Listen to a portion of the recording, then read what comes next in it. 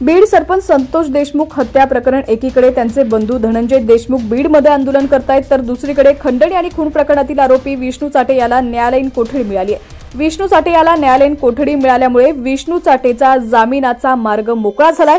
संतोष देशमुख हत्या प्रकरणी आणि खंडणी प्रकरणात विष्णू चाटे याला अटक करण्यात आली होती।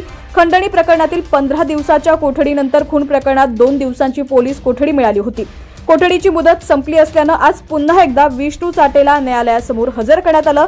न्यायालयाने विष्णू चाटे याला 18 तारखेपर्यंत न्यायालयीन कोठडी सुनावलेली आहे। खंडणीच्या प्रकरणात विष्णू चाटे आरोपी आहे। पुरवणी आणि जबाबांमध्ये विष्णू चाटेचे नाव संतोष देशमुख हत्या प्रकरणामध्ये आलेलं आहे।